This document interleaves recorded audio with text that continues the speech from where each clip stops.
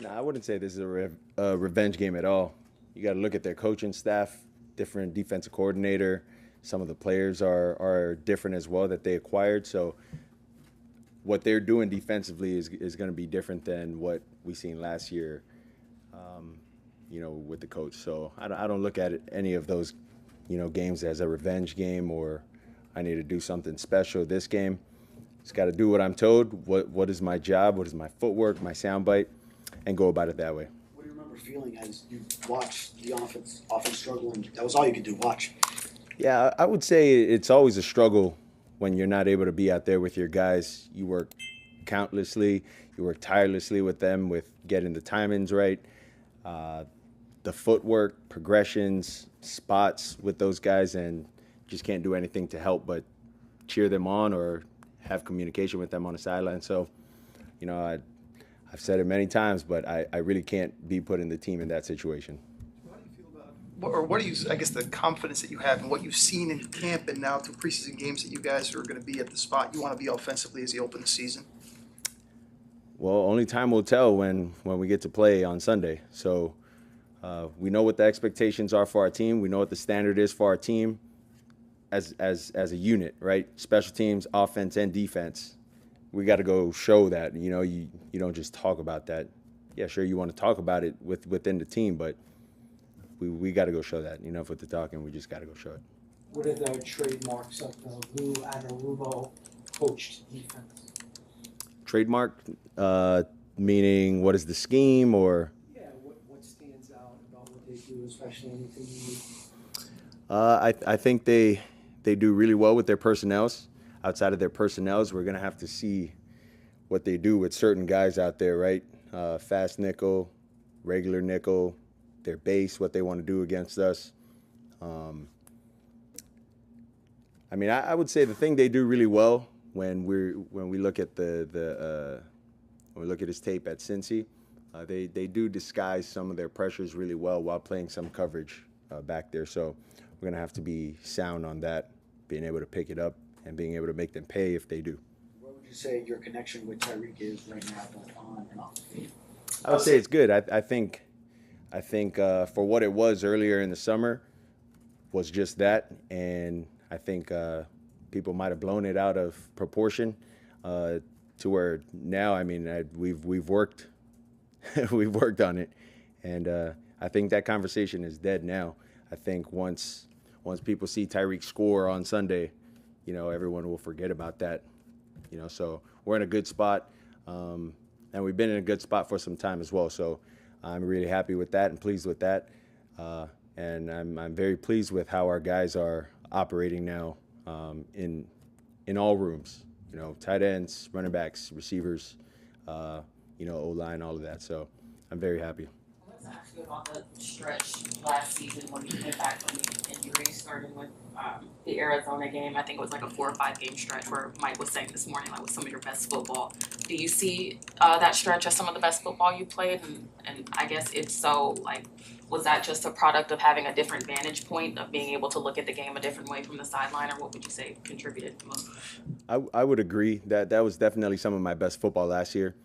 And I would say to the point of being out, I did have a different vantage point of coach to player, how the guys are seeing that versus how I see it. You can take some of how certain guys see things and use that. And then also on certain plays being out, what teams are trying to look to take away and where I can get to quicker within the progression to make them pay for it.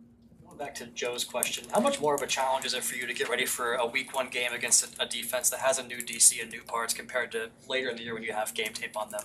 Yeah, it's always tough because I think we are a nuance to teams where they might show one thing against us but never show it again against another team, and then that's how other teams build off of, okay, if this team found success against the Dolphins, then maybe we can try that but add to it. So I would say it's week to week is always going to be a challenge, but you go off of the base and the fundamentals of what their defensive structure is, and then you go from there and you build off of that. Sounds like Xavier Howard is gonna play a lot. What do you think that will be like? I think that'll be cool. I got a lot of respect for my dog. He was really the last of the Mohicans. You know, when I got in, he was the OG when I got in here, and so I got a lot of respect for him. And I mean, I think he was the longest Dolphin that I can remember since being here. So. Tua, you're 4-0 as a starter in week ones. How important is it to start the season off with a win?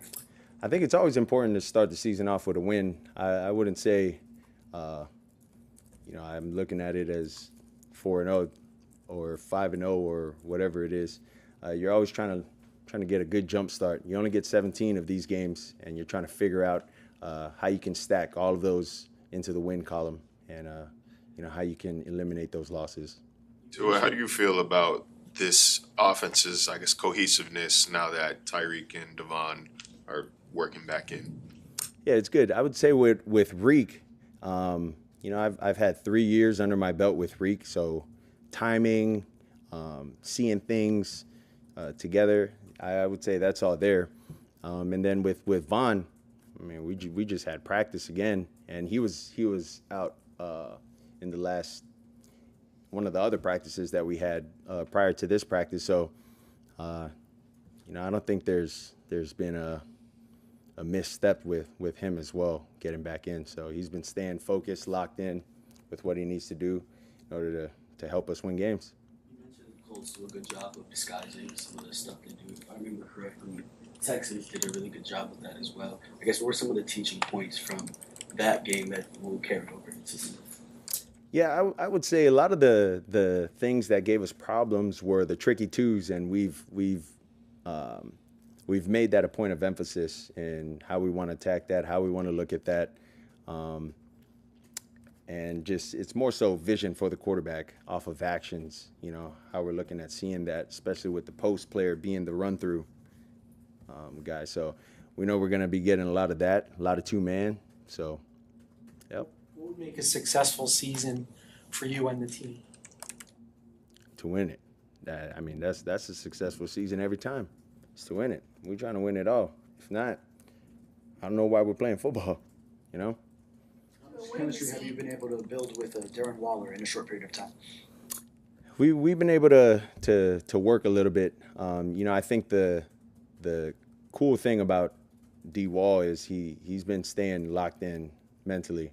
When we were on the road, he'd come and ask me questions like, "Hey, I seen you work this route with this guy. Why did you throw it this way, or why did you throw it that way, or what are you seeing, or what are you looking at?"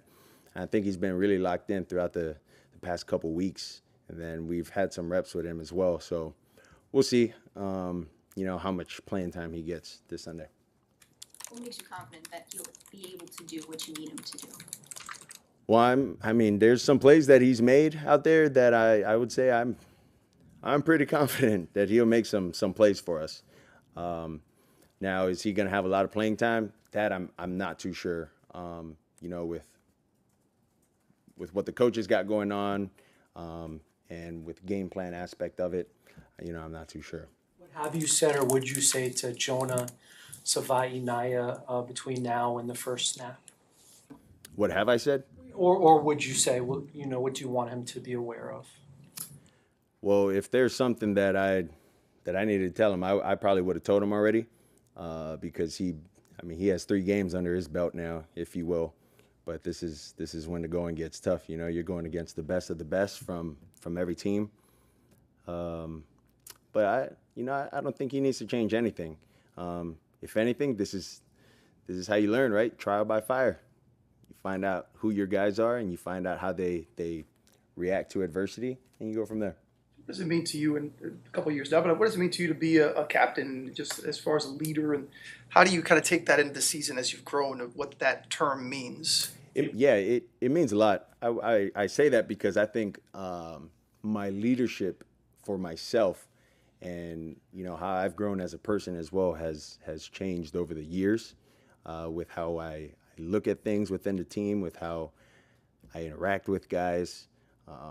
All of that, I think it's changed and it's grown, and I think as the season goes on, that's not to say too for the guys that also got mentioned as captains. Like, you know, it's an honor for us to be named by our teammates, by coaches as well, to be named captain, and you can't take that lightly. There's a lot of guys that wanted to be captains as well on this team, but, you know, didn't get voted. So we don't take that lightly, but we can definitely carry that into the season because it's going to take us players to get this ball moving.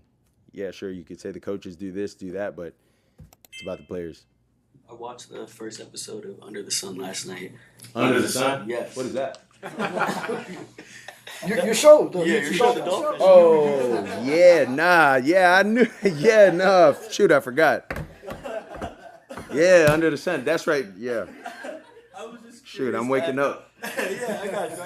I was just curious as to how this experience kind of compared to Hard Knocks a few years back.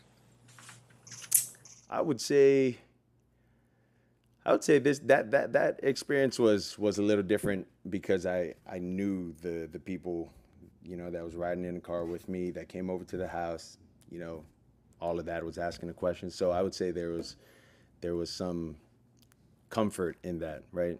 Whereas it's like you get people that you don't really know. Are they after me? Are they not? Yeah, I mean, you just don't know, you know? So that whole trust thing, and I would say that was the difference. Was there another receiver that you were able to build a good chemistry with during the offseason while Tyreek was out? I would say Malik. I had many reps with Esco. I had many reps also with Nick. And so I was able to build some repertoire with those guys and, you know, how they come out of breaks on certain routes and kind of their feel of the game as well. So I would say those three guys. Good. Thanks, guys.